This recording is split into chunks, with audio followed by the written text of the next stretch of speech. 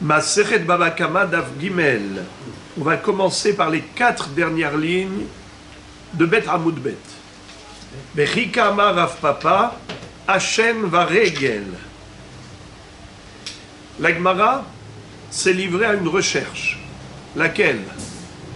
À savoir à quoi faisait allusion Rav Papa lorsqu'il a dit que les Avot Nezikin portent ce nom, évidemment parce que s'il y a un Av, il y a des Vladot. S'il y a un père, c'est qu'il y a des enfants. S'il y a un Katip, donc il y a des dérivés. Qu'est-ce qu'on appelle Avot Nezikin? Rashi en préambule, tout de suite il a introduit, c'est le premier Rashi de Masechet Baba Kama, il nous dit les Avot Nezikin, ce sont tous les dommages décrits dans la Torah explicitement, comme le Shor, le Bor, le Mav'e, le Ev'er. Mais si on les appelle Av, c'est qu'ils ont des dérivés. Qu'est-ce que c'est que dérivés? Tout ce qui ressemble au Av. Tout dommage qui pourrait avoir lieu lorsque Réhouven a causé un dommage, un préjudice financier à quiconque d'autre, il se doit de l'indemniser. C'est Parashat Mishpatim. Mais il y a des cas de figure qui ont été décrits explicitement dans la Torah, et il y a ceux que l'on déduit par analogie. Comment est-ce qu'on fait la comparaison? Eh bien, si le dommage X ou Y a le même caractère que le dommage décrit dans la Torah, alors il aura le même din. Mais Rav Papa nous a dit Yesh mehen kayotse bahen, ve yesh mehen lav kayotse bahen. Il y a certains dérivés qui ont le même din que le Av, mais il y a des dérivés qui n'ont pas le même din que le Av. Alors la Gemara, qu'est-ce qu'elle fait? Elle passe en revue tous les Avot Nezikin. Et elle nous présente tous les dérivés de ces Avot Nezikin. Et elle raisonne, c'est-à-dire, elle met sur la balance les éléments. Et elle dit, dis-moi, est-ce que la Tolda doit être différente du Av dans ce cas? Non. Ça a le même din. Alors passons à l'autre Av. Est-ce que la Tolda doit avoir le même din? Oui. Alors c'est pas de cela que Rav Papa a parlé quand il a dit Yesh mehen lav kayotse bahen. Il y a des Toladot qui n'ont pas le même din que le Av. Et c'est comme ça qu'on va passer un Av après l'autre, un Av après l'autre, et à la fin seulement de Daf Gimel Amoud Bet, c'est là qu'on va arriver au point de chute. Enfin, on aura trouvé le poteau rose, on aura trouvé quelle était la Tolda qui n'a pas le même din que le Av, à laquelle Rav Papa faisait allusion. Alors, vous vous en souvenez évidemment, précédemment, on a d'abord analysé les Toladot de Keren. C'est ce qu'on avait étudié.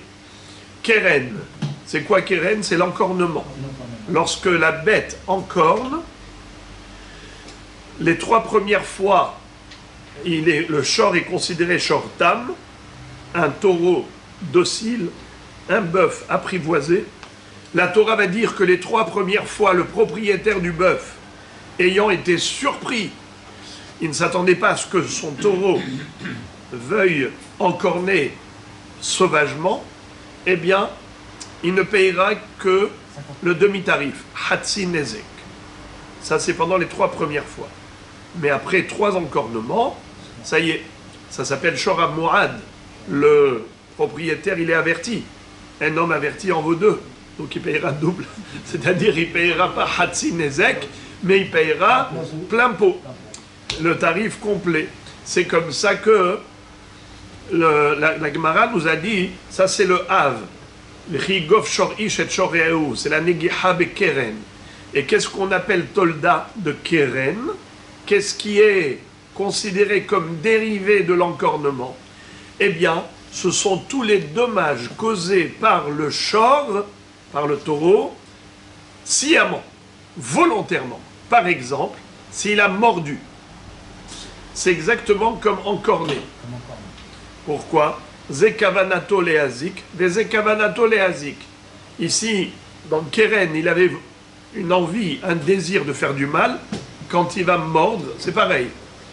Ou bien berita, donner un coup de patte. Ça aussi, c'est considéré comme Keren, tolda de Keren. Ou encore, revitsa, s'il s'accroupit sur des kelim ou des légumes pour les écraser, pour les casser. C'est tolda de Keren, kavanato leazik. On avait vu revitsa, negifa, berita et neshicha. Pour se rappeler, je donne un petit mnémotechnique. Rabbanan. Rabbanan. C'est antinomique avec Rabbanan, mais c'est juste un mnémotechnique. Rabbanan, Resh, Revitsa, Bet, Berita, Nun, Neshicha, Nun, Negifa. Alors, ce sont les 4 dérivés de Keren. Et la Gemara a dit, il n'y a aucune raison de distinguer entre le Hav et la Tolda. De la même façon qu'on est Hayav pour le Hav, le propriétaire du taureau qui a encore né doit payer, Hatzin Nezek, ainsi il en sera pour les 4 dérivés. Revitsa, Berita, Neshicha, Negifa, c'est sûr qu'il devra payer Hatzin Nezek. Alors, si on ne peut pas dire que Rav Papa faisait allusion aux dérivés de Keren, alors à quoi faisait-il allusion quand il a dit Yesh mehen lav kayotse bahen? Il y a des toladot qui ne ressemblent pas au avot. Il y a des dérivés qui ne ressemblent pas au katip. Bien que le av, il a tel din, mais le dérivé, la tolda, n'aura pas le même din. À quoi faisait-il allusion? Alors on va essayer. La Gemara dit, peut-être Shen va régel. Peut-être que Rav Papa, quand il a dit ça, mais Rika Amar Rav Papa, Hashen va régel. C'est quoi Hashen? Le A au début d'un mot, on a déjà dit, ça veut dire Al. Le A en araméen, au début d'un mot, c'est comme Al en hébreu. Sur en français. Ça se rapporte, ça se rapporte à. Au régel ou Shen. La Gemara dit, attends, Shen et régel, ce sont des avot? Où est-ce qu'ils figurent dans la Torah? Déjà pour les qualifier av. Shen va régel est activé.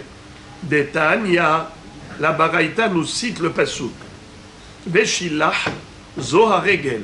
Chen omer, meshalech regel ha-shor ve-ha-hamor. Ubi'er, zo ha-shen.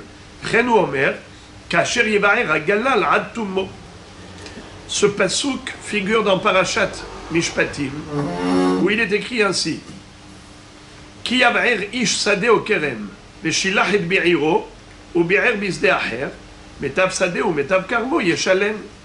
Quelqu'un qui a envoyé ses bêtes dans le champ du voisin, et la bête du voisin, elle a dévoré, elle a exterminé la végétation qu'il y avait là-bas.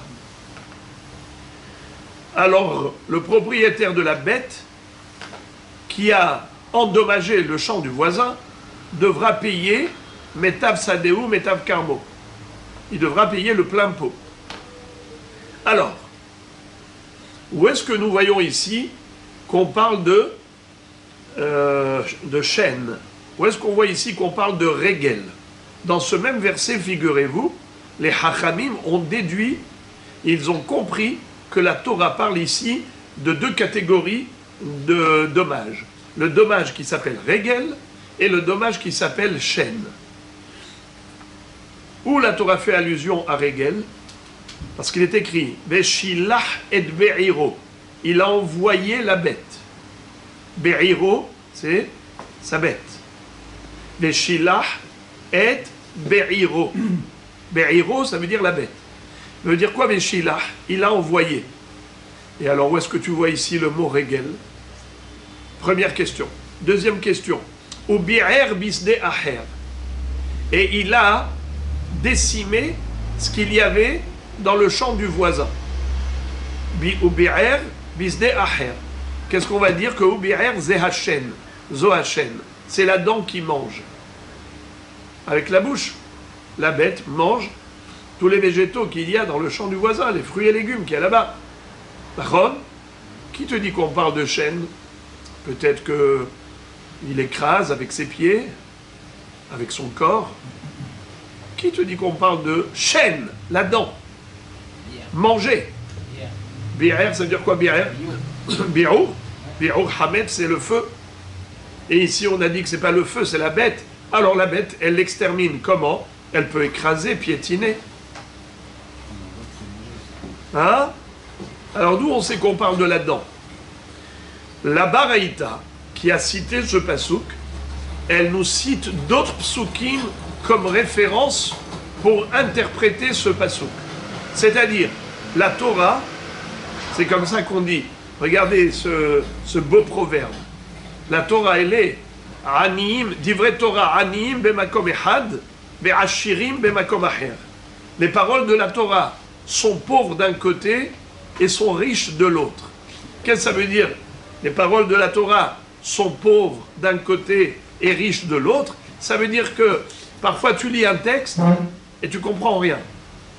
Tu lis un autre texte et grâce à lui tu comprends le premier texte.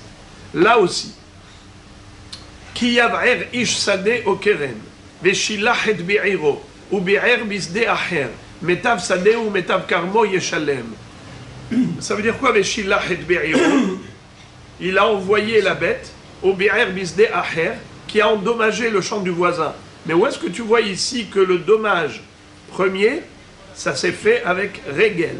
Le deuxième dommage avec chêne, la dent. Où tu vois ça? Alors, figurez-vous, regardez. Veshilach zo haregel, vechenu omer, meshaleche regel hashor ve'ahamor. Parce qu'il y a un pasouk dans Ishaïa qui emploie le verbe lishloach pour regel. Meshaleche regel hashor ve'ahamor. Ce qui envoie les pattes de l'âne, les pattes du bœuf et de l'âne. Alors tu vois que Meshaleche regel. D'abord de quoi il parle le pasouk dans Isaïe? Ishaïa, il nous parle de quoi? Mais en tout cas, ce qui est sûr, je vais expliquer dans 2 secondes, entre parenthèses, le sens du verset de Ishaïa, bien que ça ne nous concerne pas. Mais tout de même, il faut l'expliquer, puisqu'il nous a servi de référence, pour comprendre que Veshilach et Be'iro, il a envoyé sa bête. Ça veut dire quoi? Il a envoyé et elle a fait du mal, elle a causé un dommage, un préjudice financier avec ses pieds, avec ses pattes. Et d'où tu sais que Veshilach, c'est avec la patte? Eh bien, c'est écrit Meshaleche regel hashor ve'ahamor. Dans Ishaïa Han-Navi, on retrouve que le shilouar se fait avec le regel. Meshaleche regel hashor ve'ahamor. Alors là aussi, quand la Torah nous parle de Veshilach, c'est Veshilach zo regel. On parle d'une bête qui a marché, et en marchant, elle a piétiné, en marchant, elle a abîmé, elle a dévasté le champ du voisin. Ça, c'est regel. Mais j'ouvre la parenthèse. De quoi parle le prophète Isaïe quand il a parlé des gens qui envoient leurs bêtes? Meshaleche regel hashor ve'ahamor. C'est pour manger. Pas du tout. Là-bas, on parle d'autre chose. Ishaïa Han-Navi, il dit comme ça. Regardez, vous avez sur le côté gauche, Ashrechem zor'e al kol maim, meshaleche regel hashor ve'ahamor. Ce passou qui parle du mérite d'Israël. Am Israël, Ashrechem zor'e al kol maim. Heureux, vous devez vous estimer, vous, peuple juif. Vos mérites sont nombreux. Vous n'arrêtez pas de semer le bien partout, sur toutes les eaux. Le plan d'eau, c'est un symbole de lieu propice à la végétation. Là où il y a de l'eau, il y a de la végétation. N'est-ce pas? Tous les plans d'eau favorisent la pousse des plantes. Alors, Am Israël, sachez que toute la tzedaka que vous faites, toutes les mitzvot que vous accomplissez, ce sont des graines positives que vous semez ici et là. Et sachez qu'un jour, vous allez récolter le fruit de votre labeur. Ashrechem, zor'e al kol maïm. Heureux vous devez vous estimer, vous qui semez dans toutes les eaux, c'est-à-dire dans tous les plans d'eau. Meshaleche regel ashor ve'hamor. Vous envoyez les pattes du shor et du hamor. Qu'est-ce que ça veut dire? Le shor laboure, le hamor transporte. Donc on ne parle pas d'une bête qui mange. On est en train de parler d'une bête qui va vous aider à récolter. Vous avez semé dans des endroits qui sont favorables à la pousse, qui sont propices à la végétation. Maintenant, allez-y avec vos bœufs. Et maintenant, allez-y avec vos ânes. Le bœuf pour labourer la terre, pour la semaille. Et ensuite, 6 mois plus tard, venez avec vos ânes pour récolter tout ce qui a poussé. Donc, le passouk nous parle du mérite d'Israël et c'est un symbole. C'est juste au sens figuré. C'est au sens figuré. Mais malgré tout, la Gemara s'en sert de ce verset comme référence pour le verbe de la Torah. La Torah, quand elle nous parle de quelqu'un qui a endommagé le champ du voisin par la bête, alors comment la bête elle a endommagé? En piétinant. Où est-ce que tu vois que Veshilach et Be'iro, il a envoyé la bête? Ça veut dire que la bête elle a endommagé en piétinant. Veshilach, on ne voit pas dans le mot Veshilach. Veshilach, ça veut dire envoyer. Mais quel rapport avec le piétinement? C'est le tel qui hein? Mais comment il envoie? Il va marcher. Oui, mais là-bas, peut-être qu'elle a mangé. Qui dit que le dommage s'est fait en piétinant avec les pattes? Vous avez parlé d'Isaïe avant. Isaïe, les bêtes et les ânes. voilà, donc c'est le prophète Isaïe qui nous permet de comprendre la Torah. Encore une fois, dans la Torah il est écrit Veshilach et Be'iro. Il a envoyé la bête, mais on ne sait pas comment cette bête elle a abîmé. Eh ben, c'est ça. Quand on a le passouk de Isaïe, on a compris que le mot Veshilach, c'est Veshilach HaRegel. Donc, c'est le Regel qui a fait le mal. Le Regel, comment il fait le mal? En marchant normalement. Comment la bête, elle a fait du mal, comment elle a endommagé? Avec son Regel, ça veut dire qu'elle a marché avec ses pattes et elle a fait du mal. Donc c'est le piétinement. Mais il a envoyé pour faire du mal ou pour récolter ou pour transporter comme... Dans Ishaïa, oui. Dans Ishaïa, on parle de quelque chose de positif. Dans la Torah, on parle de quelque chose de négatif. Le point commun, c'est le membre. D'accord. C'est ça ce qu'on recherche, nous. Nous, ce qu'on recherche, c'est une référence pour traduire le mot Veshilach. Alors, Ishaïa Hannavi, qui parle de toute autre chose, qui n'a rien à voir avec le dégât et le dommage causé par la bête dont parle la Torah, mais c'est juste pour la traduction du mot Veshilach Beregel. Donc, c'est le Nezek qui s'appelle Regel. C'est de ce Hav dont il s'agit. Maintenant, l'Adam, d'où on sait que la deuxième phrase de ce même verset, elle parle du Nezek causé avec l'Adam. Il est écrit, je reprends tout le pasouk, Ki yav'er ish sadeh o kerem, veshilach et be'iro, ou bi'er bisde aher, metab sadeh ou metab karmo yeshalem. Que veut dire ou bi'er bisde aher? Tu as déjà dit, il a envoyé la bête. Et c'est quoi envoyer la bête? Envoyer la bête, elle a fait un dégât, elle a causé un dommage en piétinant, en marchant. Regel. Alors maintenant, que veut dire ou bi'er? Bi'er, c'est pas bi'ou, c'est pas du feu, car le feu, c'est déjà écrit dans un autre pasouk. Ki tetse esh u matz'a kotsim venechal gadish o akama. Alors là-bas, la Torah nous dit Shalem yeshalem amav'ir et abe'era. Donc là-bas, on parle déjà du feu. Donc ici, on ne parle pas de feu. Ici, même si le pasouk commence par Ki yav'er, Rachidi, hakol lashon behema. On parle que de behemoth. Veshilach et be'iro, c'est quoi be'iro? C'est quoi Be'iro, traduction rabbinissime, je ne vous lâcherai pas? Non! Be'iro, non! Veshilach et Be'iro. Vous allez écrire 100 fois. Be'iro, c'est une bête. Be'iro, ça veut dire une bête. Be'iro, sa bête. J'ai répété plusieurs fois. Be'iro, ça veut dire une bête.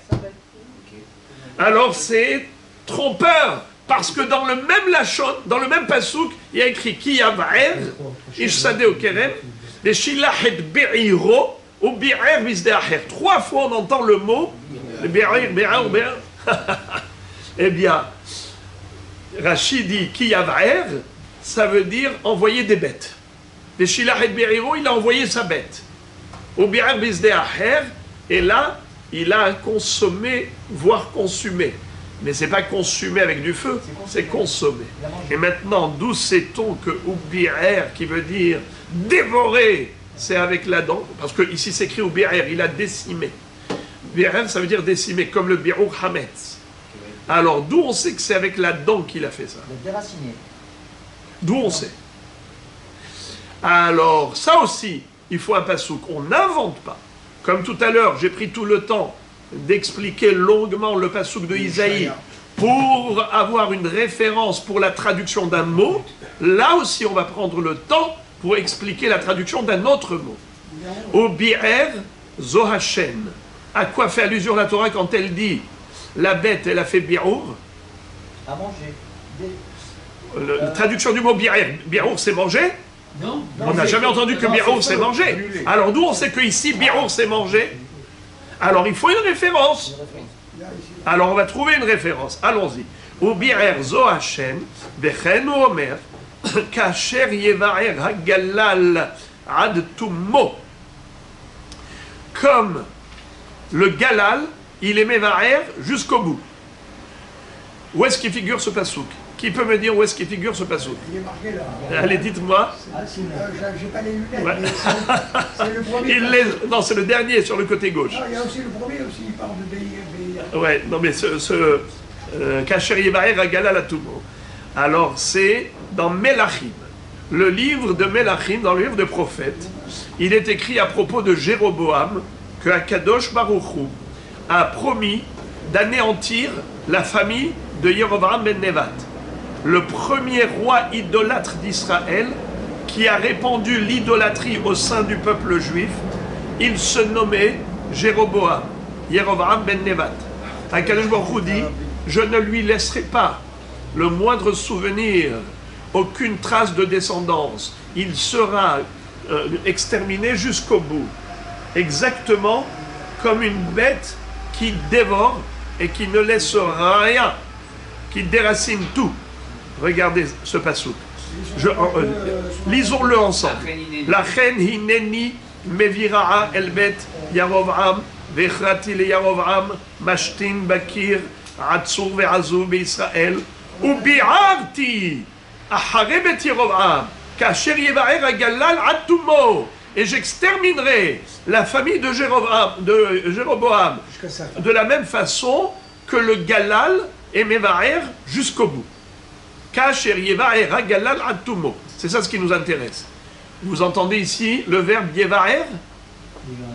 Et qu'est-ce qu'on a appris nous dans Parashat Mishpatim? Ou bi'er bisde acher. Veshilachet be'iro ou bi'er bisde acher. Qu'est-ce que fait la Gemara? Trait d'union.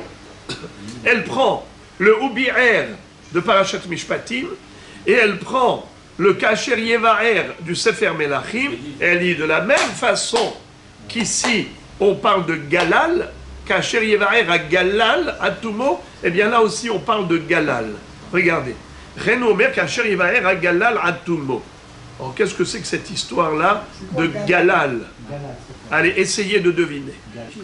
Alors, le mot Galal, c'est une mahloket entre Tosfot et Rabbeinu, entre Rashi, et Rabbeinu Hanan El, cité par le Tosfot, à savoir quelle est la traduction du mot Galal. Rashi, regardez le premier Rashi de Daf Gimel. Ha-Galal, Haïnu Shen. C'est-à-dire que... Des fois il est dévoilé, des fois il n'est pas dévoilé. Bravo. Voilà. Elle est ouverte ou fermée, là-bas. Découverte, bouche verte. Chêne, pourquoi là-dedans porte le nom de Galal? C'est parce que le mot Galal, ça fait référence à l'Ehit Galot. Que veut dire l'Ehit Galot? C'est découvrir. Galouille. Quelque chose qui est galouille, il est dévoilé, découvert. Et au contraire, quelque chose qui est mechoussé, qui souille, c'est couvert. Mechoussé, mégoulé. Mechoussé, mégoulé. Quel est le membre qui se voit et qu'on ne voit pas, qui se voit et qui ne se voit pas? C'est la dent. Dès que la personne sourit, on voit, hop, la dent. La personne, elle est mchem, c'est couvert. D'accord? Alors, ça s'appelle galal. La dent, pourquoi elle s'appelle galal? Parce que Péramim mitgalé, Péramim mitracé, comme ça dit Rashi. Haïnou shen, chez Péramim megoula, Péramim mechoussa, uktiv bey, yevaer. Et la Torah nous dit, ou bi'er bisde aher, ça fait allusion à la dent. Et d'où tu sais que ça fait allusion à la dent? Parce que dans Melachim, à propos de Yerovam, quand Akadosh Baruch Hu a promis qu'il va exterminer la famille de Jéroboam, il a dit, je l'exterminerai comme la dent dévore et déracine la végétation. C'est-à-dire la dent des bêtes. Les bêtes, quand elles vont brouter, elles vont dévorer, vont déraciner, ainsi qu'Asher Yevarer HaGalal Atumo, comme le Galal et Mevarer. Et Galal, c'est la dent. D'où on sait que c'est la dent, nous dit Rashi? Eh bien parce que c'est la dent qui parfois est galouille, Galal, galouille, et parfois c'est couvert. Première traduction. Deuxième traduction de Rashi, Lishna Aharina, Galal Zerei, chez Hashem Mevaer et le Machal Benaasid Galal, Kemo Galele Adam, ou Glalé Behema. C'est-à-dire, comment est-ce qu'on appelle en hébreu les excréments? Glalim. Glalim, bravo. Glalim, c'est des excréments. D'ailleurs, comment les idoles, on les qualifie, nous? De Gilulim. Les Ha'avir Gilulim mina Haaretz. Et que veut dire Gilulim? Les idoles, c'est des excréments. Comment on ne peut pas qualifier de pire, de plus répugnant pour nous que les idoles. Pour nous, c'est des glalim. C'est pire que des glalim. On peut supporter des glalim, on ne peut pas supporter l'idolâtrie. Eh bien, Moray Verabotai, galal, c'est des excréments. Et qui est-ce qui produit l'excrément? C'est la dent.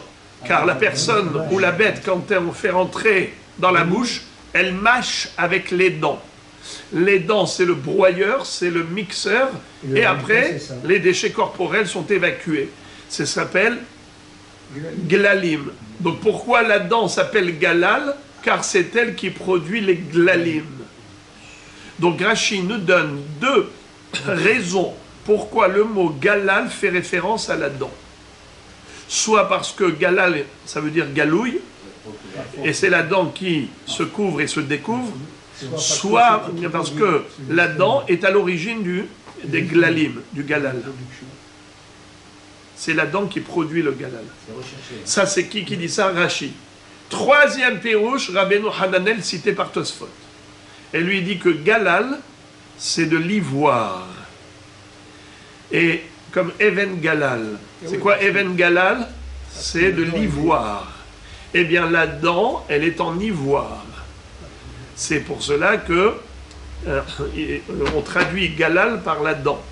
Kacher Yevaer Hagalal Atumo. Regardez le dernier Tosfot de la page. Piresh Rabbeinu Hananel Kemon Idbachim d'Even Galal. Shehachen Domel Even Shaish. Car la dent ressemble à du marbre. Le marbre, c'est Even Galal, le marbre. La dent, dans le corps humain, ressemble à du marbre.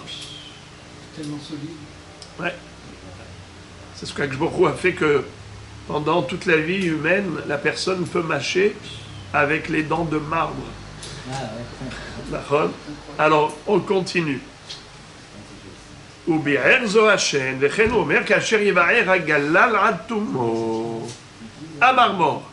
Maintenant, interrogation orale. Où est-ce qu'on retrouve Shen et où est-ce qu'on retrouve Regel dans le même verset? Allez. Où est-ce qu'on retrouve le dommage?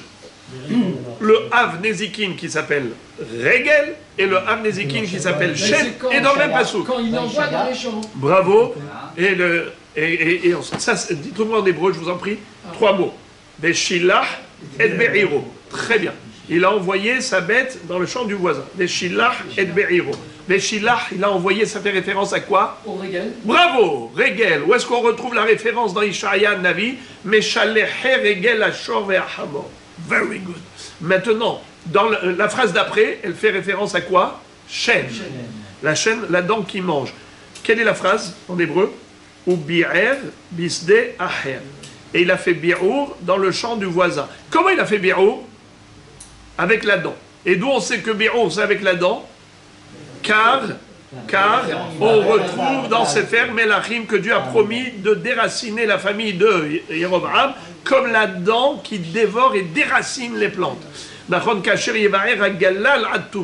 D'accord. Donc le mot Ubi'er fait référence à Kasher Yebaer Agalal, la dent. D'accord. Donc on a les deux avot. Le Hav qui s'appelle Régel et le Hav qui s'appelle Shen dans le même verset. It's very good. Maintenant, la Gemara va analyser cette baraïta. Elle va dire, cher baraïta, pourquoi avais-tu besoin de références bibliques, de références dans le livre de Ishaïa pour Régel et de références dans le livre de Melachim pour Shen? C'est-à-dire, si on n'avait pas les références pour nous indiquer la traduction de Veshilach Zohar Régel et Ubi'er Zohar Shen, alors on aurait pu traduire différemment. On aurait pu se tromper dans la traduction. Mais comment est-ce qu'on aurait pu se tromper? Mais c'est impossible de faire erreur. Pourquoi? En procédant par élimination. Car nous savons qu'il existe 3 catégories de Nézek dans la bête. Dans le shor, il y a 3 possibilités. Soit le shor, il est masique en encornant, par encornement, soit il est masique avec la dent, soit il est masique avec les pattes. D'accord? Donc il y a 3 possibilités. Donc si on a déjà Keren, c'est déjà indiqué, on l'a appris. On a déjà Régel. Alors le troisième, ça ne peut être que Shen. Alors pourquoi on a besoin d'une référence biblique pour la traduction de Ubi'er Zohar Shen? Mais c'est évident. Car il ne reste plus que Shen. Ou inversement, si tu as une référence pour Keren et Shen, tu n'as pas besoin de référence pour Régel, tu procèdes par élimination.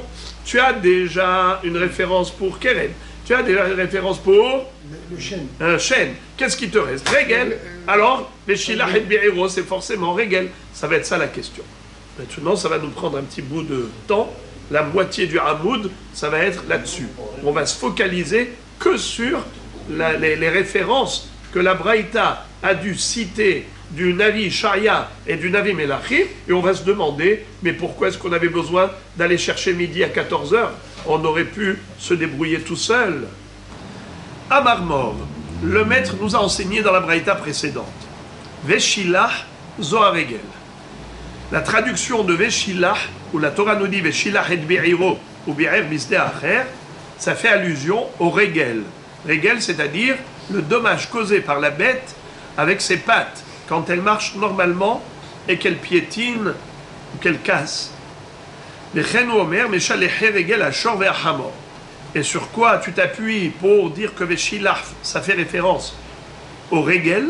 Eh bien, parce que c'est un passouk dans Ishaïa où il est écrit Meshaleche Régel Ashor ve'Hamor. La Gemara demande Tarma de Katav Rahamana Meshaleche Régel Ashor ve'Hamor Halavachi B'may Mukmatla. Toute la raison pour laquelle tu t'es permis de traduire le mot Veshilach par Régel, en disant que Veshilach ça fait référence à Régel, c'est parce que tu as trouvé un passouk dans Ishaïa Hannavi qui dit Meshaleche Régel Ashor ve'Hamor. Mais si tu n'avais pas trouvé ce passouk, qu'est-ce que tu aurais dit? Que tu ne connais pas la traduction du mot Veshilach? B'may Mukmatla. En quoi? Comment tu aurais traduit ce passouk-là? Ikeren? Si tu vas dire que Veshilach ça fait référence à Keren, c'est impossible. Ktiv. C'est quoi Ktiv? C'est déjà écrit. Qui est-ce qui se rappelle quel est le passouk du Keren? C'est vrai que, en attendant, Shabbat est passé, que la Pkaïla était bonne, hein, la Dafina aussi, mais vous devez vous rappeler du passouk. Ki gof shor ish et shor re'ehu. Il a encore né, bravo. Alors, Ikeren, Ktiv, c'est déjà écrit dans la Torah. Alors ne me dis pas que la Torah va se répéter. Évidemment qu'elle ne va pas se répéter inutilement. Donc ça ne peut pas être Keren. Alors c'est quoi Veshilach? Ah, peut-être c'est Shen, Ishen, Ktiv. Tu peux pas dire non plus que Veshilach ça fait allusion à la dent. Pourquoi? Ktiv. C'est quoi Ktiv? C'est déjà Katouv. Si c'est déjà Mektoub, si c'est déjà écrit dans la Torah, où est-ce que c'est écrit, les amis? Qui est-ce qui peut me rappeler? Ou Bi'er, Bisdeacher. Ou Bi'er, on a déjà dit, c'est la dent. Entre parenthèses, d'où on sait que Bi'er, c'est la dent? Le verset de Melachim, bravo. Alors, puisque c'est déjà écrit Keren, c'est déjà écrit Shen, qu'est-ce qui reste? Regel. Alors c'est sûr que Veshilach et Be'iro, ça fait allusion à Regel. Pourquoi tu avais besoin du pasouk dans Ishaïa An-Navi qui parle de Meshaleche Regel Ashor Ve'Hamor?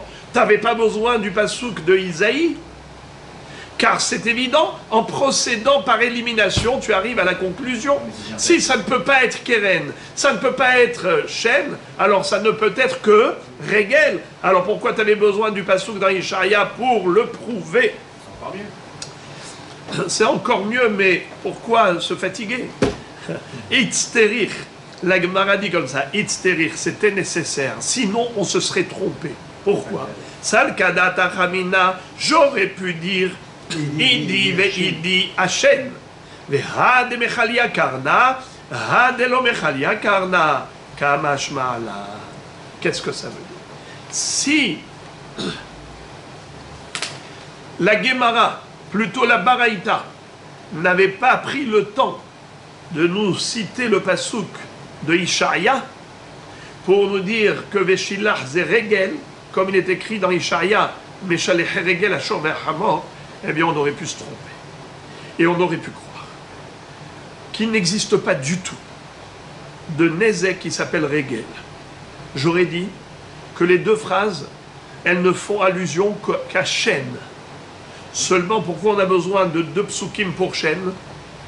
Veshilach et Be'iro, Shen, ou Be'er Bisdeacher, Shen. Tu veux savoir pourquoi?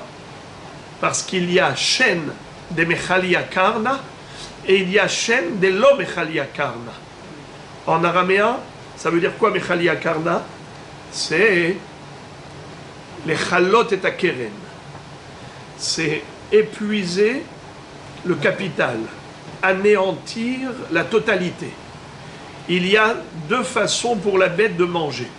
Soit elle dévore tout ce qu'il y a comme végétation dans la parcelle de terrain, mais elle arrache sauvagement même les racines. Soit elle ne mange que superficiellement, mais elle n'arrache pas les racines.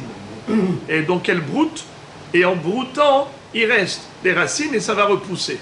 Certes, ça ne va pas repousser comme c'était avant, mais quand même, elle n'a pas exterminé le capital, elle n'a pas tout anéanti. Alors, Mechalia Karna, c'est la dent qui anéantit. Lo Mechalia Karna, c'est la dent qui broute, mais qui n'a pas tout anéanti. Alors, on aurait pu croire, si on n'avait pas le pasouk de Ishaïa, on aurait pu croire que les deux phrases, elles parlent de la même chose. Shen et Shen. Seulement, il y a Shen de Mechalia Karna et il y a Shen de Lo Mechalia Karna. La Torah, elle te dit qu'on est hayab de payer, pas seulement lorsque la bête, elle a tout dévoré, elle a tout anéanti, mais même lorsqu'elle n'a pas tout anéanti, elle a quand même laissé les racines et ça va repousser. Tu ne peux pas dire, bon, ça va repousser. Et non, monsieur, propriétaire de la bête, tu vas payer la différence. Parce que ce qui va repousser, par exemple, on va avoir une végétation qui va coûter 1000 shekels, mais si elle n'avait pas dévoré, on aurait eu pour 3000 shekels. Alors maintenant, à cause de toi, le propriétaire, il a perdu 2000 shekels, tu dois dédommager le propriétaire de cette végétation qui a perdu 2000 shekels. Donc c'est ça le chidouche. C'est ça le chidouche. Chidouche, c'est de te dire que le mot Veshilach ne fait pas du tout allusion à Shen. Shen de l'Omechalia Karna. Ça fait allusion à Regel. Voilà pourquoi. il fallait citer le passouk de Ishaïa Han-Navi, Meshalleche Regel Ashor Ve'achamor, pour nous dire que Veshilach, ce n'est pas chaîne, c'est Regel. Sinon, j'aurais pu croire que même Veshilach, c'est chaîne. Veshilach, c'est chaîne, ou Bi'er, c'est chaîne, et là, je l'aurais appliqué à chaîne de Mechalia Karna, et l'autre chaîne de Mechalia Karna. Et j'aurais pas su, Bichlal, qu'il existe Regel. C'est pour ça qu'il fallait le passouk de Ishaïa comme référence, pour la traduction de Veshilach Zohar Regel. Maintenant, je suis certain que vous avez envie de bondir pour poser la question. Mais la question, elle saute aux yeux. Alors maintenant, on peut se poser la question. Lorsque nous avons un passouk pour chaîne et un passouk pour Regel, on n'a qu'un seul passouk pour chaîne. Ce passouk de chaîne-là, il parle de quelle chaîne? Mechalia Karna ou lo Mechalia Karna? De quoi il parle? De Mechalia Karna? Lorsque la dent, elle a tout dévoré, elle a tout anéanti. Alors quel serait le din au cas où la bête, elle n'a mangé qu'une partie? C'est-à-dire elle a juste brouté superficiellement. On n'a pas besoin de payer un dédommagement?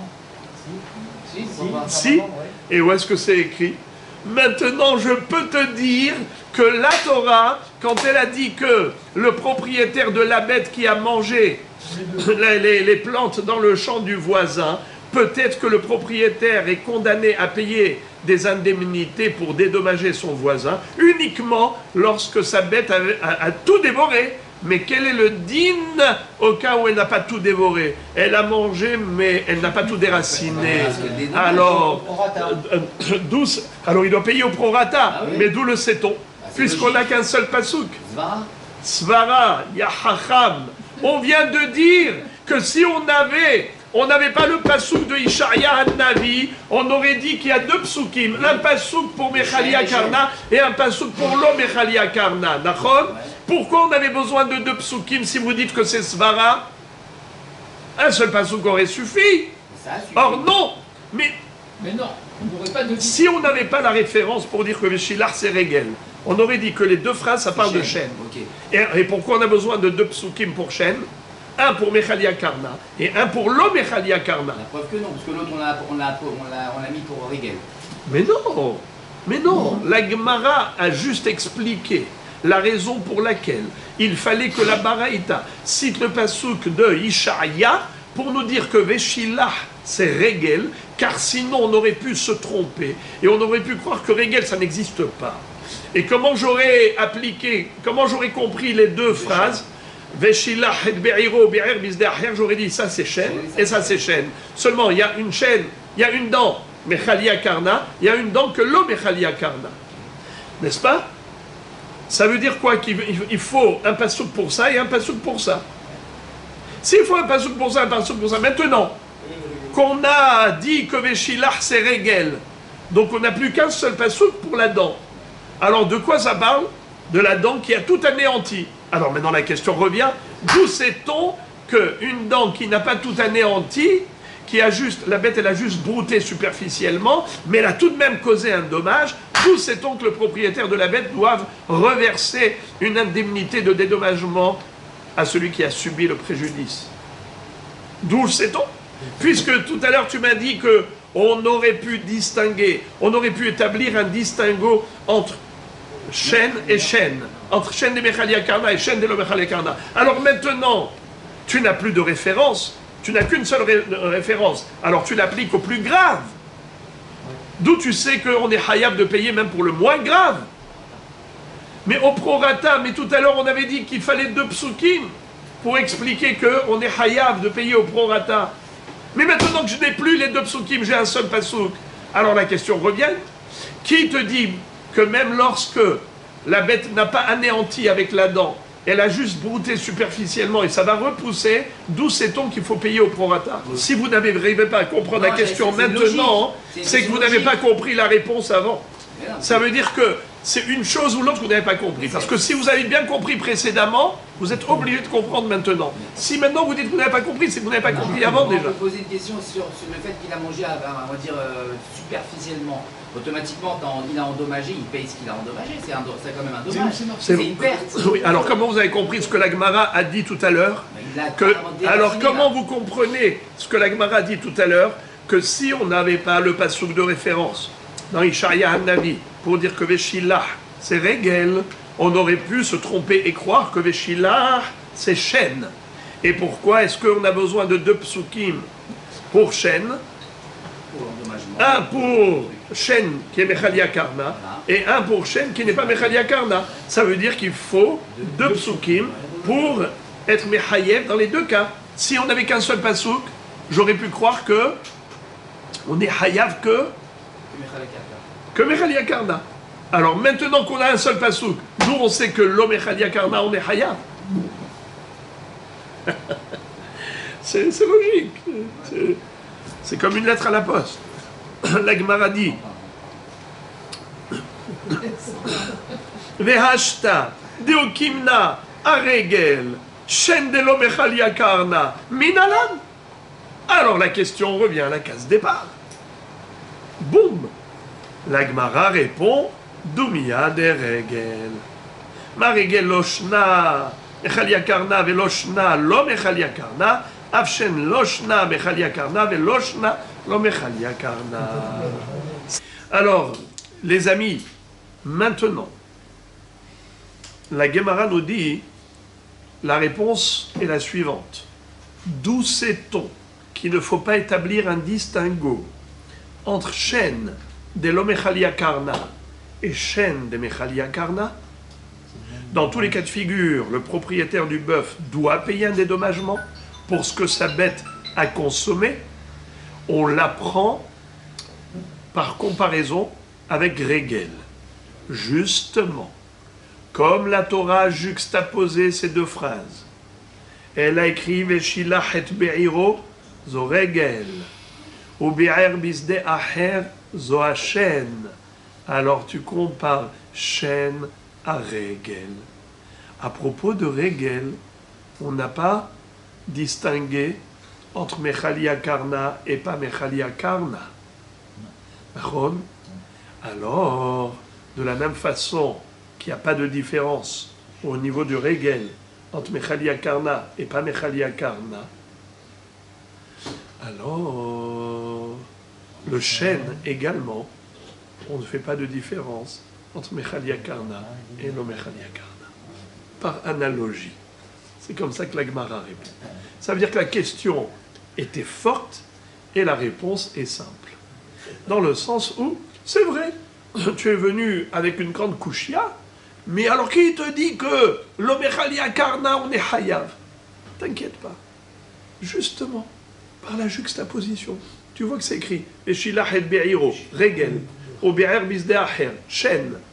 Au niveau du Shen, tu peux distinguer entre Mechalia Karna et l'Omechalia Karna. Il y a 2 façons de manger. Soit elle dévore en déracinant sauvagement, soit juste elle broute superficiellement. Il y a les 2. Mais au niveau de Regel, ça ne change pas. D'accord? Elle piétine.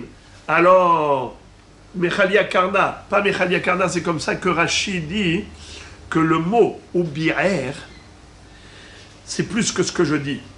C'est plus subtil encore. Rashi donne une subtilité extraordinaire. Il dit que le fait que la Torah ait qualifié la consommation de la bête de bi'our, en soi, c'est comme le bi'our hamet, c'est-à-dire liquidation totale. Le mot bi'our, pour manger, ça veut dire qu'elle a tout mangé, qu'elle n'a pas laissé le moindre résidu. Donc le mot bi'our, en soi, ça veut dire Mechalia Karna. Et maintenant qu'on a comparé là-dedans, au Be'er Bizdaher, à Veshilach et Be'iro, et au niveau de Veshilach, il n'y a pas écrit Bi'our, alors tu dis, de la même façon que pour Regel, il n'y a pas de distinguo à établir entre Mechalia Karna et pas Mechalia Karna, ainsi au niveau de Shen, il n'y a pas de distinguo à établir entre Mechalia Karna et l'Omechalia Karna. La réponse.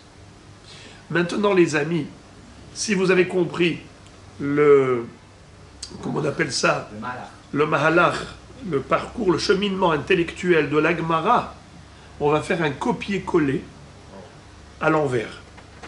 On va aller maintenant dans le sens non plus de Régel Shen, mais Shen Régel. Regardez comment c'est beau. Amar mort, ou Bi'er Zohachen. Le maître nous a enseigné dans la Baraïta. C'est quoi ou Bi'er Zohachen. Renou Omer, Kacher Yevaer Agalal Adtumo. Il a dit, d'ailleurs, le Passouk dit, Kacher Yevaer Agalal Adtumo. C'est quoi ce Passouk? Qu'est-ce qui se rappelle? Dans Melachim, à propos de Jéroboam. Dieu a promis de l'exterminer comme la dent qui extermine, qui dévore tout. Très bien. La Gemara dit comme ça. Déduction. Tama dekata Abrahamana kasher yevaer agalal atumo. Halavachi. Bimayukim nala. Toute la raison pour laquelle tu t'es permis de traduire le mot ubi'er par la dent, Shem qui mange, la dent qui mange, qui consomme, c'est parce que tu as trouvé un passouk de Melachim à propos de Jéroboam. Mais sinon, si on n'avait pas le passouk de Jéroboam comme référence, tu n'aurais pas su que le mot ubi'er, ça fait référence à la dent qui mange. Excuse me. Alors, à quoi ça fait référence? Comment j'aurais pu traduire le mot ubi'er? Mais c'est sûr que c'est la dent. Pourquoi? Je procède par élimination. Car qu'est-ce que ça peut être? Première hypothèse, Ikeren, Ktiv. Si tu vas me dire que ubi'er, ça fait allusion à la corne, l'encornement, c'est déjà écrit. Ki gof shom ish et shomeu. Iregel, Ktiv, ça peut pas être le pied, la patte. Pourquoi? C'est déjà marqué. Où est-ce que c'est marqué? Veshilach. Bravo! Veshilach et Be'iro, on a déjà dit que Veshilach, c'est Régel. Alors, qu'est-ce qui nous reste? Obligatoirement, par élimination de toutes les hypothèses, il ne reste plus que la dernière hypothèse. Il ne reste plus que Shen. Ça ne peut pas être Keren, ça ne peut pas être Régel, ça ne peut être que Shen. Alors pourquoi le Tana de la Baraïta avait besoin de citer le Passouk dans Melachim à propos de Yerovam ben Nevat pour démontrer que la traduction de Ubi'er, c'est Shen? Mais c'est sûr que c'est Shen, parce que ça ne peut pas être Keren, ça ne peut pas être Régel, donc c'est forcément Shen. Belle question, c'est un peu du même style qu'on a vu tout à l'heure. La réponse aussi, ça va être du même style. La Gemara répond, Itzterir, oui, il fallait le dire, car il ne va pas sans dire. Pourquoi j'aurais pu me tromper?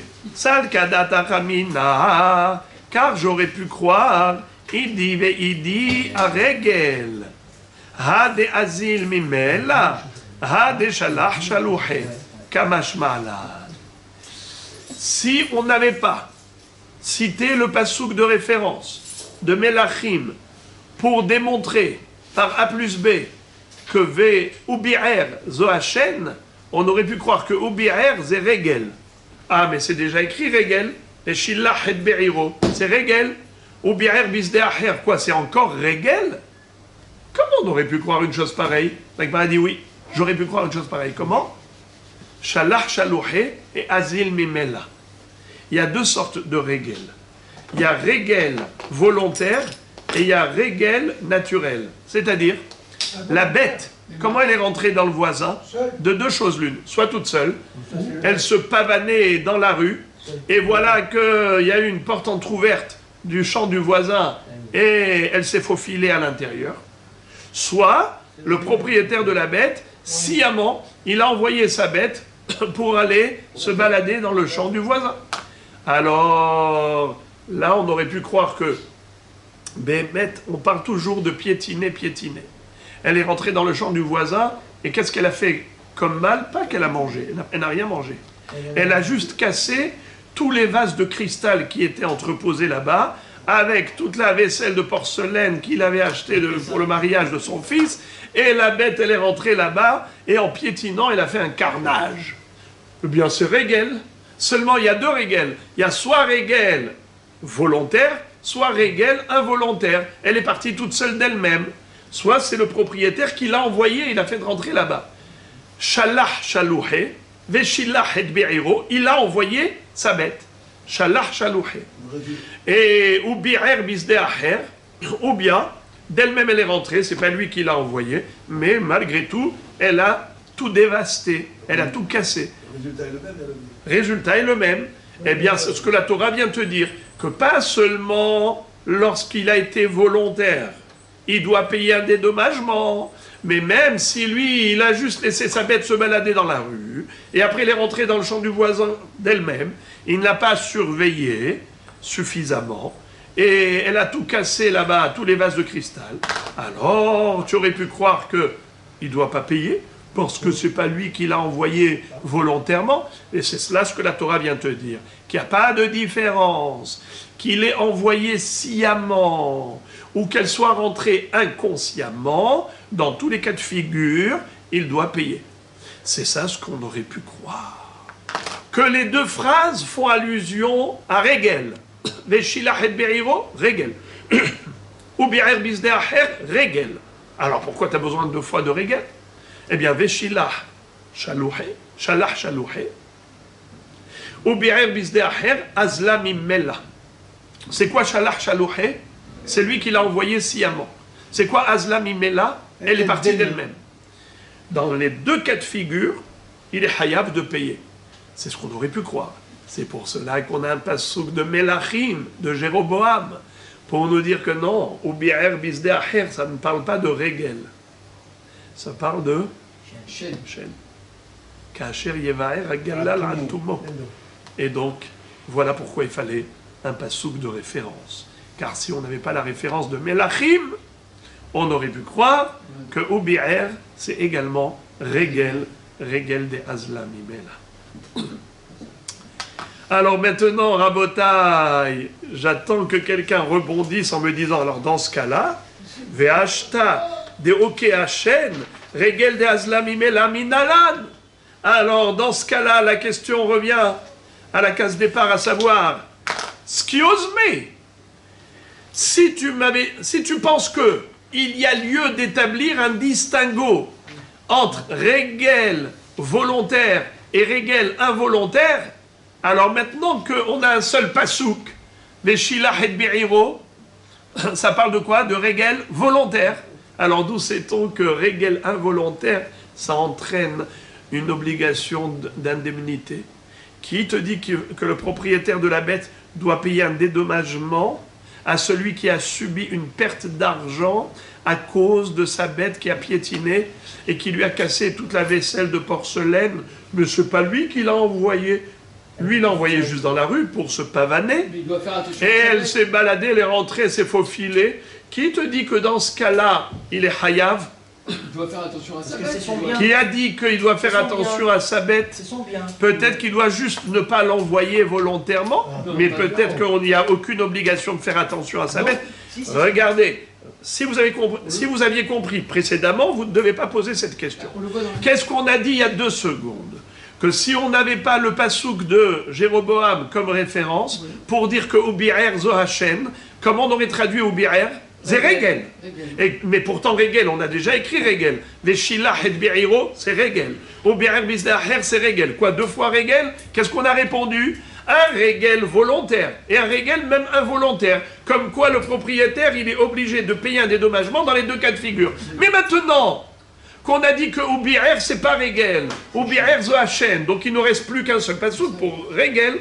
Alors maintenant, je pose la question, si on a un seul pasouk, de quoi il parle ce pasouk? Évidemment, du Regel volontaire. Veshilach et Be'iro, volontaire. Alors d'où sait-on qu'il doit payer? Que le propriétaire de la bête doive payer un dédommagement en cas de Regel involontaire? On n'a plus de référence. Alors c'est peut-être le involontaire qu'on parle, et pas le... Ouais, la logique, où est-ce qu'elle est? Fentina. Parce que le volontaire... Regarde, d'abord, Non. premièrement, Le volontaire, c'est regardez, ce que- votre question, elle n'a pas lieu d'être pour 2 raisons. Premièrement, c'est la traduction du mot Veshilach. Veshilach, il a envoyé, c'est Ah, volontaire. oui, Khazak. Déjà. Mais même si ce n'était pas la traduction du mot, la logique. On vous dit, à choisir entre 2. Quelqu'un qui est volontaire dans le Nézek, quelqu'un qui est involontaire. Lequel est plus condamnable? C'est vrai, le volontaire. Le volontaire. C'est vrai. Alors Alors comment on fait? maintenant, comment on fait? Bah oui. Je vous avais dit que c'est un copier-coller, mais à l'envers. Avant c'était chaîne régel, maintenant c'est régel chaîne, n'est-ce pas? La réponse. De l'involontaire, on dit de l'Adam. Bravo. Alors la Guémara dit, la réponse c'est par la comparaison. Regardez. Doumia des chaînes. Par comparaison avec la dent. Puisque la Torah a juxtaposé les deux. Puisque maintenant on a dit que Meshilah c'est régel. On a une référence de Ishaïa. Meshalleché régel Hachor ve'acham.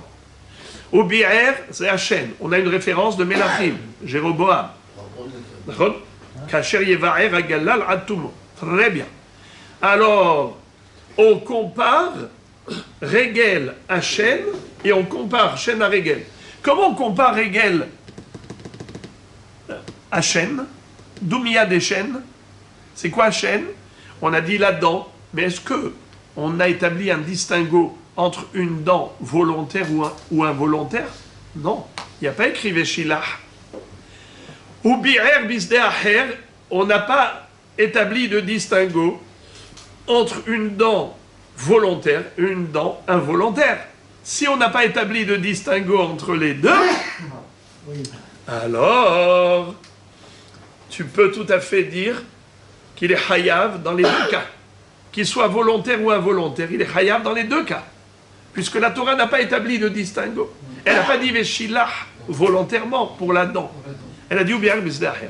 Donc ce qui est sûr, c'est que pour le Nézek qui s'appelle Shen, il n'y a pas de différence entre Shalach Shalouhe ou Azla Mimela. Qu'elle soit entrée d'elle-même dans le champ du voisin ou bien que lui l'a envoyé. Il n'y a pas de différence. Le propriétaire est toujours hayab de payer un dédommagement. Alors maintenant, pour le Régel, bien que la Torah écrit Veshilah, mais par juxtaposition, on comprend qu'il faut faire une analogie. Et comparer Régel à Shen. De la même façon que pour Shen, il n'y a pas de différence entre volontaire et involontaire, ainsi pour Régel, il n'y a pas de différence entre involontaire ou volontaire. Dans tous les cas de figure, il est hayab de payer. Alors maintenant, juste pour rappeler, aidez-moi s'il vous plaît. On compare Shen à Régel et on compare Régel à Shen. On compare Shen à Régel par rapport à quoi? L'homme Mechalia Karna. On avait dit que pour Régel, il n'y a pas de différence entre Mechalia Karna ou l'homme Mechalia Karna. Qu'elle dévore tout, qu'elle a tout anéanti, ou bien qu'elle est broutée superficiellement. Au niveau du Régel, je veux dire, piétiner. Pour Shen, il n'y a pas de différence. Voilà. Mais d'où je le sais? Par comparaison avec Régel.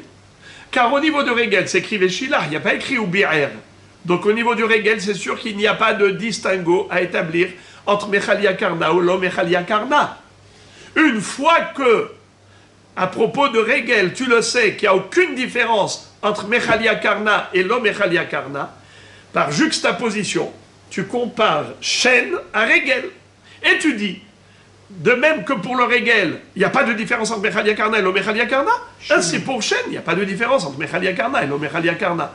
Ça, c'est dans la direction Shen, Régel. Shen, je compare à Régel. Maintenant, quand on a dit qu'on compare Régel à Shen, c'est par rapport à quoi? Shalach Shalouhe Azla Mimela. Est-ce qu'il a envoyé sciemment ou elle est partie inconsciemment? Alors on dit comme ça. De la même façon que pour la dent, il n'y a pas de différence entre sciemment ou inconsciemment, ainsi pour Veshilah Zohar Régel, il n'y a pas de différence qu'elle soit partie d'elle-même et qu'elle a écrasé tous les vases de cristal et la vaisselle de porcelaine, c'est lui qui l'a envoyé. Ou bien que ce soit lui qui l'a envoyé ou qu'elle soit partie d'elle-même, dans tous les cas de figure, il est hayab. De même que pour la dent, on ne fait pas de différence, il n'y a pas écrit Veshilah, ainsi pour le Régel, il n'y a pas de différence. Donc on compare la dent au Régel et on compare le Régel à Shen. Je résume et je récapitule. Il y avait une Hava Amina et il y a une Maskana. Il y avait une éventuelle présomption, mais il y a ensuite la conclusion. Ce qu'on aurait pu croire éventuellement, c'est que pour la dent, on est Hayav que si Mechalia Karna. Mais si elle n'est pas Mechalia Karna, il ne paye rien. Il ne paye pas au prorata, il ne payera rien. C'est ce qu'on aurait pu croire. C'est pour cela qu'il faut la comparaison, pour dire que non, il faut qu'il paye au prorata. Et comment on est arrivé à cette conclusion? Eh bien, par comparaison de Shen avec Regel. Veshilah et Be'iro ou Be'er Bisdeacher. Comme pour Veshilah et Be'iro, il n'y a pas lieu de distinguer entre Mechalia Karna et Lo Mechalia Karna, vu qu'il n'y a pas écrit ou Be'er, c'est écrit Veshilah, il n'y a aucune différence. Ainsi, pour la dent, bien qu'il soit écrit ou Be'er, ce qui laisse penser Bi'ur Mechalia Karna, eh bien, détrompe-toi. Ne pense pas qu'il est patour quand l'homme est Chalia Karna, il est tout de même Hayav. Mais évidemment, quand on dit Hayav, il est Hayav au prorata. Il ne va pas payer plus que le mal qu'il n'a fait. Tandis que la comparaison de Regel à Shen, c'est à l'envers. À propos de Regel, on aurait pu croire dans la Hava Amina qu'il y a une différence entre une bête qui a été envoyée par son propriétaire sciemment dans le champ du voisin. On aurait pu croire que c'est là qu'il est Hayab, parce que c'est écrit Veshilah. Mais si c'est la bête d'elle-même qui est partie et qui a fait un carnage, elle, avec ses pattes, elle a tout écrasé, on aurait pu croire qu'il est pas tout.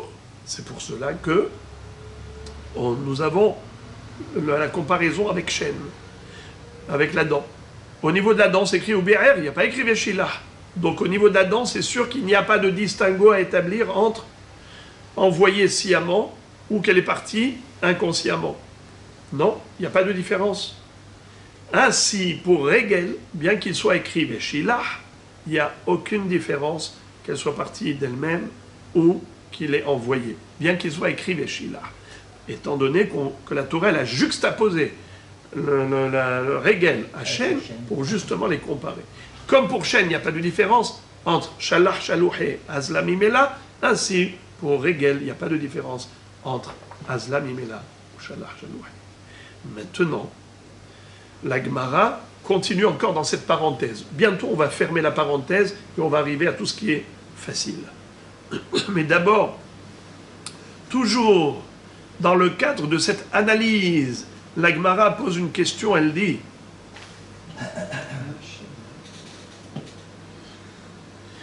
Velichtov rahamana veshilach velo ba'e ou bi'er de mashma regel ou mashma shen mashma regel dirtiv meshalehe regel ashor ve'hamor ou mashma shen dirtiv veshen behemot ashalach bam. Qu'est-ce que ça veut dire? Du coup, la Gemara pose une question en remettant tout en cause. Elle dit, en réalité, la Torah a priori écrit une phrase de trop et inutile. Laquelle phrase? C'est que elle a écrit Ubi'er bisdeacher. Ce n'était pas nécessaire. Pourquoi elle a écrit Ubi'er bisdeacher? Rappelez-moi, ça fait quoi? Ça fait allusion à quoi? Ubi'er. Bravo. Ubi'er zeshen. Veshilah regel. Ubi'er shen. Qu'est-ce que tu as besoin d'Ubi'er pour shen? Avec Veshilah déjà, tu as Eshen et Regel. Car le mot Veshilah, il a deux références. Une référence Regel, on a déjà appris, mais Shalech Regel Ashor Ve'Hamor, c'est un pasouk dans Isaïe. Mais il y a aussi, dans la Torah, Parashat Azinu, le mot Veshilah pour la dent. Il est écrit Veshen Behemot Ashalach Bam. Et la dent des bêtes, j'enverrai sur eux. C'est une sanction.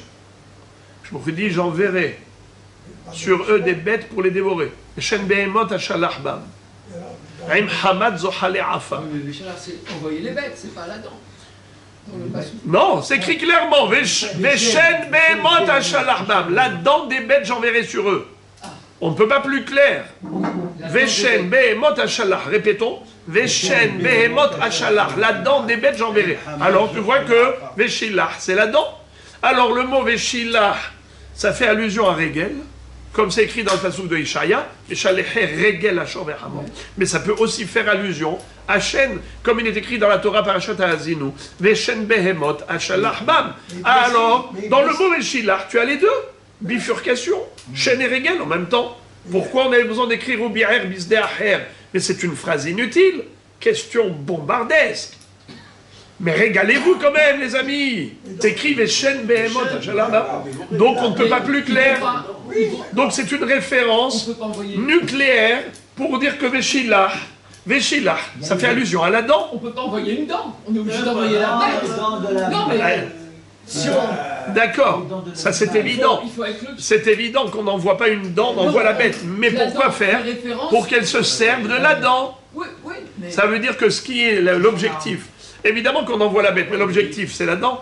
Oui, donc ça n'a rien à voir avec Véchelard pour la dent. Mais non, mais au contraire, on dit qu'on envoie la bête.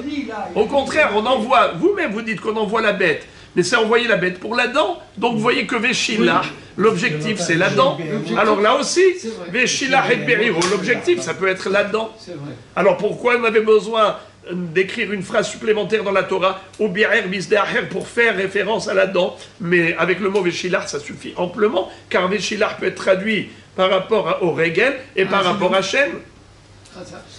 Maintenant il y a une question de Tosfot qui va être très belle pour ceux qui étaient là vendredi. Regardez bien, vous vous rappelez qu'est-ce qu'on avait appris vendredi? Qu'il y a dent et dent. La dent qui mange et la dent qui mord. Dites-moi, la dent qui mange, comment ça s'appelle? Chêne. La dent qui mord, c'est la tolda de quoi? Keren. Vous étiez là. Alors, Keren, c'est l'encornement. C'est une volonté de faire du mal. La bête veut nuire. Alors, soit elle veut faire du mal en encornant, soit elle veut faire du mal en mordant. Quand elle mord avec la dent et elle ne mange pas, c'est pas pour son profit, ce n'est plus un dérivé de la dent, ce n'est plus chêne, c'est keren. Très bien. Comment ça s'appelle en hébreu? Kavanato leazik. Elle a une volonté de faire du mal. Alors Tosfot pose une question, il dit, mais quel rapport avec chêne? Veshen behemot ashalahbam. Quand Dieu dit, je vais leur envoyer des bêtes pour les mordre, mais la morsure, c'est déjà keren, c'est pas chêne. Alors comment la Gemara peut poser une telle question? La Gemara dit, mais pourquoi est-ce qu'on a besoin d'écrire au bi'er bisde'acher pour nous enseigner le hav qui s'appelle chêne? Mais on aurait pu le déduire de Veshen behemot ashalahbam. Tosfot disent, mais excuse me, Veshen behemot ashalahbam, on parle de morsure, on ne parle pas de manger. Et donc, si c'est la morsure, c'est déjà apparenté à Keren. Donc, on est obligé d'écrire ou bi'er bisde'acher pour le chêne. Parce que le chêne behemot ashalahbam de Parashat Ha'azinu n'a rien à voir avec Asher Yevarer Agalal Atumo du Sefer Melachim. Ici, on parle de manger et ici, on parle de mordre. C'est vrai que c'est toujours avec la dent. Mais il y a la dent et il y a la dent. Ok, les amis, elle est belle la question ou pas? La réponse, elle est, j'allais dire, tirée par les cheveux, dans le sens où c'est difficile à digérer. Regardez la réponse de Tosfot. Peut-être les manger. Tosfot dit Mikol makom aire nami behayot raot shedarsu ve'achlu leana atan kedem targin minan veshen behemot veshen de haya bara vehaya bichlal behema. C'est-à-dire, on parle ici non pas de behemoth, shen behemoth, de bêtes domestiques, comme des moutons, comme des bœufs qui broutent de l'herbe, mais on parle de hayabara, des bêtes sauvages. Qu'est-ce qu'elles font les bêtes sauvages avec leurs dents? Elles tuent, plutôt avec leurs pattes elles tuent, mais elles mangent. Ou elles tuent avec leurs dents, mais c'est pour manger. C'est pour dévorer. C'est parce qu'elles ont faim. Pourquoi une bête sauvage, elle tue? C'est pour manger. Elle a faim. Nahon?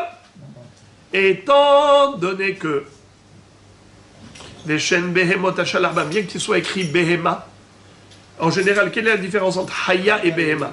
Behema, c'est Behema domestique. Haya, c'est bête sauvage. Eh bien ici, figurez-vous que le traducteur Onkelos, qui traduit la Torah en araméen, il n'a pas traduit Behema comme Be'ira. En général, il traduit par Be'ira pour des Behemoth domestiques. Là, il a traduit par Haya Bara. Bara, ça veut dire à l'extérieur. Les bêtes sauvages qui vivent à l'extérieur, pas dans des poulaillers, pas dans des fermes, pas dans des écuries. D'accord? On parle de bêtes qui vivent à l'extérieur, dans la faune. D'accord? Dans la jungle. Hayabara. C'est ça, Behemoth. Alors la Hayabara. Pourquoi elle ment? Bon, de quoi? Quand elle ment, qu'est-ce qu'elle fait avec sa victime? C'est pour la manger. Donc voilà. On parle de chêne qui mange. On ne parle pas de chêne qui mord. On ne parle pas d'une dent qui mord, mais une dent qui mange. On a compris la question de la Gemara. Alors, on a compris la question de la Gemara d'après Tosfot. C'est que, pourquoi tu as besoin d'écrire une phrase de trop dans la Torah? Ou bi'er bisde aher, pour faire allusion à la dent, c'est-à-dire chêne qui mange, mais ça, tu peux le déduire du mot veshilach. Veshilach et bi'iro, ça a une double connotation. Première connotation, regel, comme il est écrit dans le passage de Ishaïa, Meshaleche regel ashor ve'achama. Deuxième connotation, chêne, la dent qui mange, comme il est écrit, Veshen behemoth ashalachbam. Et là-bas, on parle de quel behemoth? De hayara qui mange. Et non pas d'une bête domestique qui mord.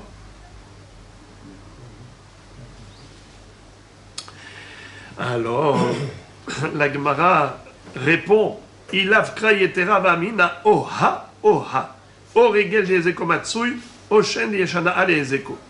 La Gemara, pour l'instant, nous dit que la Torah était obligée de rajouter cette phrase de Ubi'er bisde'aher pour faire référence à la dent, car si on n'avait que la première phrase, Veshilach et Be'iro, bien que Veshilach, ça peut faire référence à Regel, et ça peut faire référence à la dent, on aurait dit que la Torah, peut-être, elle veut condamner le propriétaire de la bête, soit pour Regel, soit pour chêne, mais pas les deux.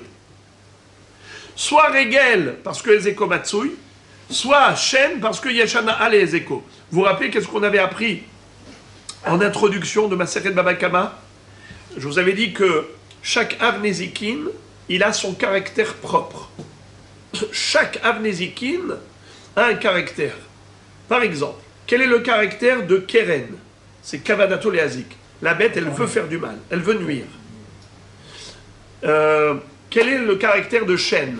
Chêne, c'est manger. Yeshana Ale Ezeko. Pourquoi on mange? C'est pour le profit. Yeshana Ale Ezeko. Quand la bête, elle veut profiter, elle veut manger. Quel est le caractère de Regel?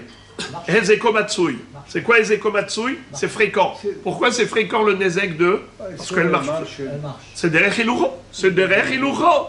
Ça veut dire quoi Derech Ilucho? C'est en marchant, elle marche tout le temps. Donc le Nezek, il est Matsui. Le Nezek de Regel, il est fréquent. Alors, on te dit comme ça. Étant donné que chêne et Regel n'ont pas le même caractère, le caractère de Regel, c'est Ezeko Matsui. Le caractère de chêne, Yeshana Ale Ezeko. On n'aurait pas pu dire que le propriétaire, il est hayab de payer et pour ça, et pour ça. On aurait dû faire un choix. La Gemara dit, c'est pour cela que tu as besoin d'écrire un deuxième passouk, au bi'er bisde'aher, parce que tu n'aurais pas pu apprendre les deux du même verset. Parce que j'aurais dit ou ça, ou ça.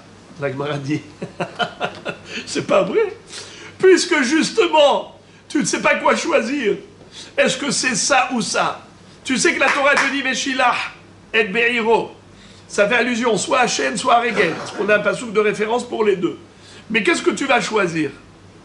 Chêne parce que Yeshana a les échos, mais peut-être que c'est Regel que Ezeko Matsui. Ah, tu vas dire Regel et Ezeko Matsui, mais peut-être que c'est chêne parce qu'il y a Yahana a les échos. Alors, la Gemara, elle rebondit en disant, mais la réponse, elle est dans la question. Qu'est-ce que tu prétends? Que si on n'avait qu'un seul passouk, on n'aurait pas su quoi choisir. On aurait dit peut-être c'est chêne, parce que Yeshana a les échos. Peut-être que c'est Regel, parce que les échos Matsui. Alors, c'est pour cela qu'on était obligé d'écrire une deuxième phrase, ou bi'er bisde'aher. La Gemara dit, c'est pas vrai. Tu aurais pu économiser au bi'er bisde'aher et te suffire de Veshilach et de Be'iro. Et qu'est-ce que tu vas inclure dans cette phrase? Eh bien, les deux. Et chêne et Regel. Pourquoi? Mirdesh kulin hen, viavouch nehem, de heminayu mafkat. Puisque justement, ils sont équivalents. Comment chêne et Regel sont équivalents? Parce que chêne a un caractère et Regel a un caractère. Le caractère de Shen, c'est Hana'a les échos. Le caractère de Regel, c'est Ezeko Matsui. C'est en marchant. Et elle marche tout le temps. Shkulim hem. Donc ils sont équivalents. S'ils sont équivalents, Yavo Ushnehem. Les deux, tu peux les déduire du mot Veshilah. Deihem minayhum afkat. Car lequel des deux tu vas exclure?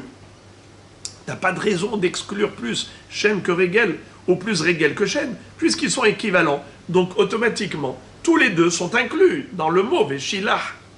Vu que Veshilah, ça a une double connotation, Shen et Regel. Et Shen et Regel se valent au niveau de leur caractère propre.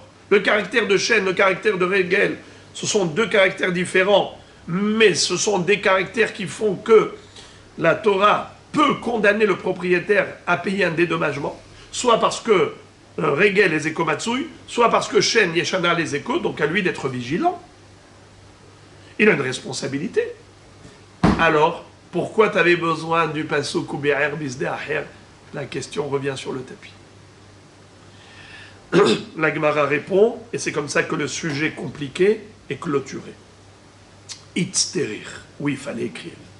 Ou bi'er bisde aher. Salkada tachamina hanemile echi de shalach shaluhe aval azla mimela lo kamashmala. Si on avait appris le din de Shen du verbe veshilah, eh bien on aurait eu un problème.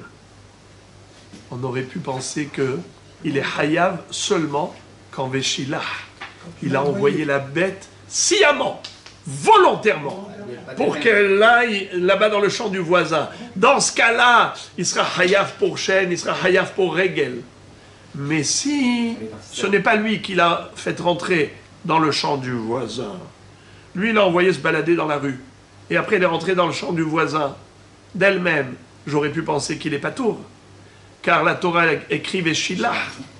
C'est pour ça qu'on a écrit Ubi'er bisde aher pour la dent, pour faire allusion au fait que le propriétaire est hayav dans tous les cas de figure. Pas seulement lorsque Veshilah, qu'il a envoyé sciemment, mais même lorsque Ubi'er bisde aher, qu'elle est rentrée d'elle-même. Ça c'est clair. Maintenant la suite, elle est tellement facile. Après tout ce que vous avez galéré, maintenant vous allez vous régaler parce que c'est trop facile. Juste on termine le Hamoud comme ça, on fait un Hamoud Aleph au moins. Tout ça, c'était pour finalement juste quoi? Avoir les références de Shen et de Regel. Vendredi, on avait appris Keren, après Shen, après Regel. Ça nous fait déjà 3 avot sur 6. Déjà 3. Keren, Shen, Regel. Ce sont 3 avot. Et pourquoi ça s'appelle des avot? Avot Nezikin, parce qu'ils figurent dans la Torah. C'est ça. Le Keren, on l'apprend de qui? Gov Shor Ish et Shoreaou. Regel, Veshilah et Be'iro. Shen ou Bi'er Bisde Aher. À partir du moment où vous avez des références claires, explicitement écrites dans la Torah, donc ça devient Avnezikin. Et maintenant, il faut étudier. C'est quoi les Toldot? Et pourquoi c'est important de connaître les Toldot? Parce que Rav Papa nous a dit Yesh mehem kayotze bahen, veyesh mehem lav kayotze bahen. Il y a des Toldot qui ont le même din que le Hav, mais il y a des Toldot qui n'ont pas le même din que le Hav. Alors, de quoi il s'agit? Quels sont les Toldot?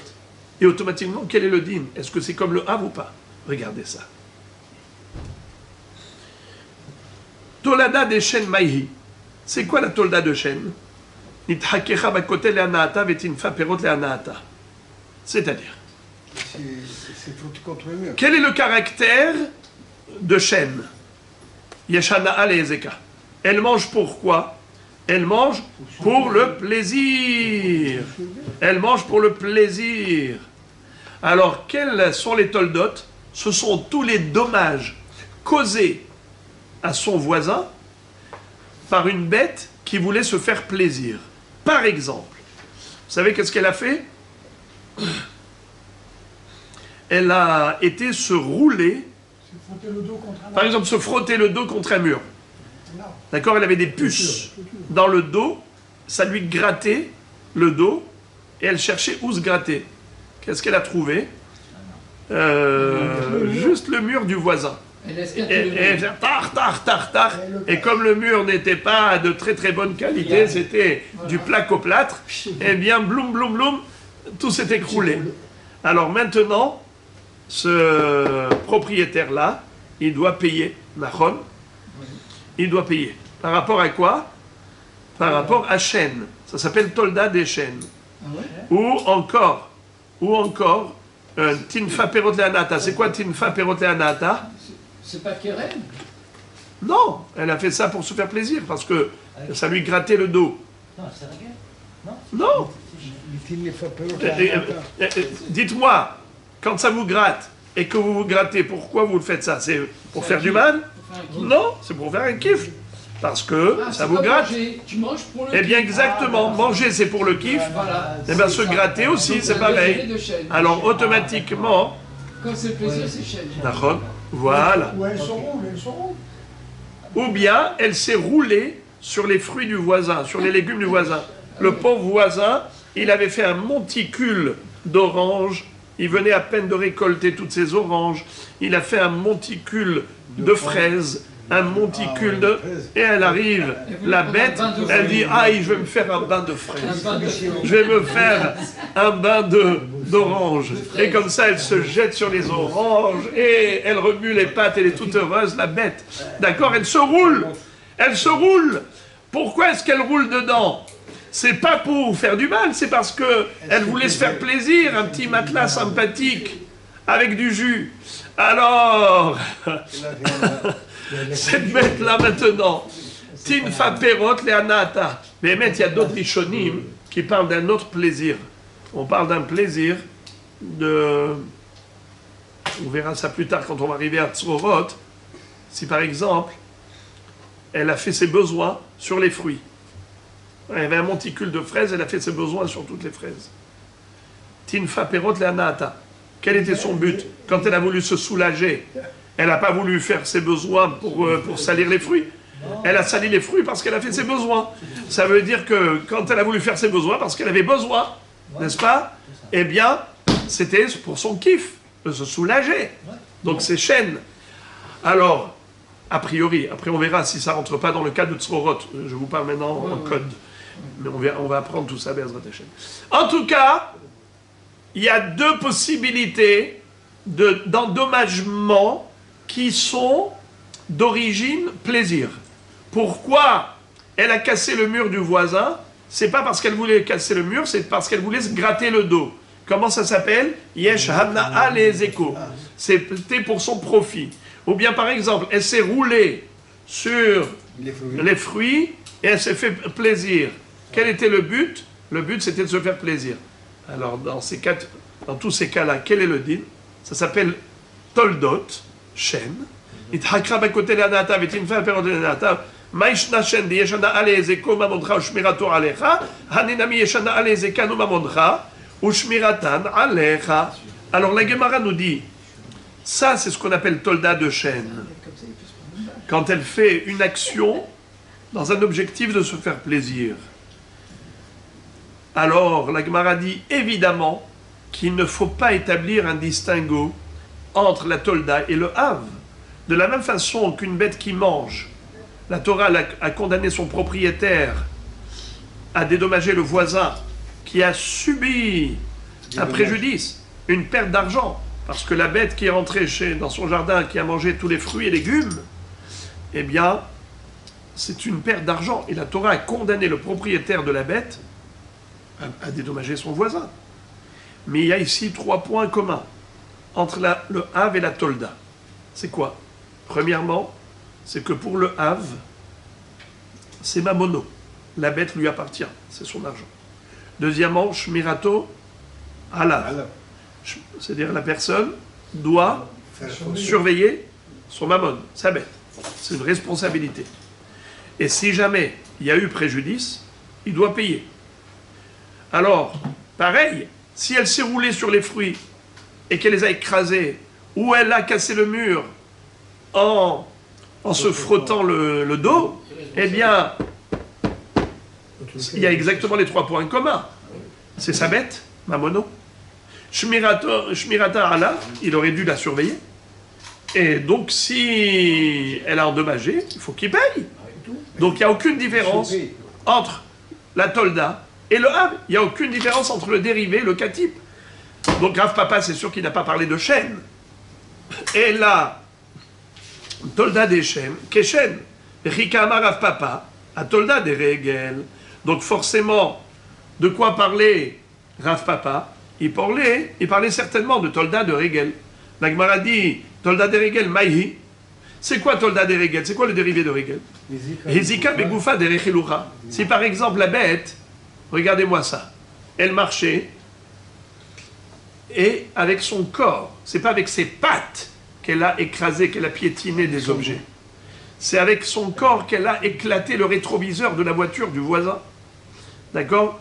Le cheval ou le bœuf marchait ici, et avec son corps, elle passe à côté de la voiture du voisin, le rétroviseur a été complètement escamoté. Ou bien bis'ara derechilucha.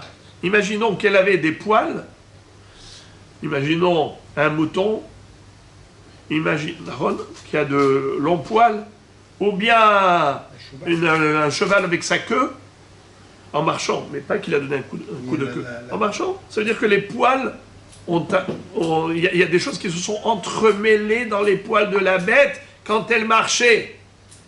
Le vase de cristal ou le verre de cristal qui était posé, avec ses poils tombés par terre, c'est cassé.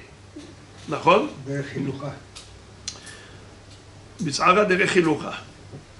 Beshalif chez Aléa. Ou bien par exemple, elle avait un fardeau. Un chalif. Un fardeau. Vous avez déjà vu les ânes avec des fardeaux? De part et d'autre, il y a des bagages. Elle marche, et avec les fardeaux qu'il y a sur elle, boum! Elle donne un coup à la table où il y avait tous les verres de cristal, plap, plap, plap, tout tombe par terre et tout se casse. Beprumbia shebefiha, bezoug shebetsavara. Par exemple, elle avait une prumbia, une muselière dans sa bouche. Ou bien elle avait zoug betsavara. Elle avait une cloche accrochée à son cou. D'accord? La cloche, elle marche, paf! La cloche a cassé le vase de cristal. Alors, Rabotaï, tout ça, est-ce que c'est avec le pied? Non, mais c'est en marchant avec ses pieds. Maïshna regel des ekomatsu imamondra ushmirato alecha, hanenami ezekan matsu imamondra ushmiratan alecha. Évidemment qu'il n'y a aucune raison de dispenser le propriétaire, de l'exonérer. Ma'apitom, c'est sûr qu'il est hayav. Pourquoi? Parce que c'est exactement comme Régel. Le Régel, c'est le Hav. La Torah, elle a parlé de Régel. Veshilach et Be'iro. Alors, elle marche, elle piétine. Elle marche, elle piétine. Mais c'est exactement pareil quand elle marche et avec son corps, ou avec ses poils, ou avec sa muselière, ou avec son fardeau, ou avec sa cloche, elle a causé un ézek. Pourquoi? Parce que c'est en marchant. Donc, Zezekomatsui, ça c'est en marchant, et elle marche tout le temps. Quel est le caractère du Hav? Zezekomatsui. Quel est le caractère de la Tolda? Zezekomatsui. Alors, de la même façon que pour le Hav, on a dit, étant donné que c'est son mammon, c'est sa bête, Shmirato Alav, il a la responsabilité de surveiller sa bête, et si jamais elle a causé un dégât, alors à lui d'assumer un dédommagement et de payer des indemnités pour dédommager le voisin. Ainsi, il en sera pour Toldot. La Tolda, c'est-à-dire, si elle a causé du mal avec son fardeau en marchant, ou avec ses poils en marchant, ou avec la muselière en marchant, puisque ça a le même caractère de Derechilucho vezekomatsui, sera hayab. Donc, Tolda des Régel, qui est Régel. Le din de la Tolda de Régel, c'est exactement comme le din du Hav de Régel. Alors on ne comprend toujours pas à quoi faisait allusion Rav Papa quand il a dit Yesh mehen lav kayotse bahen. Il y a des Toldot qui n'ont pas le même din que le Hav. Il ne peut pas s'agir ni de chêne, ni de régel. D'otage. Alors on a déjà dit, pas Keren. Il n'a pas parlé de Keren, parce que la Tolda de Keren a le même dîme que le Hav. Il ne s'agit pas de chêne. Il ne s'agit pas de régel, car leurs Toldot, ils ont exactement le même dîme que le Hav. Alors de quoi il parlait? De quoi il parlait? Qu'est-ce qu'il nous reste encore? Le Bor. Il nous reste encore le Hesh. Il nous reste encore le Adam. Alors c'est le Hamoud-Bet. On va étudier Bezrat Hashem demain, Blineder. C'est le Hamoud-Bet où on va voir, pareil, que au niveau des Toldot de Bor, Toldot de Hesh, c'est pareil. Ils ont le même din, le même caractère, le même din. Alors de quoi il parlait, Rav Papa? C'est énigmatique. Et la Gemara va nous dévoiler le secret. À quoi faisait allusion Rav Papa? On verra que c'est l'histoire des Tzrorot. D'accord? Hatsin Ezek, Tzrorot, Halacha le Moshe Misinaï. Attendez patiemment jusqu'à demain.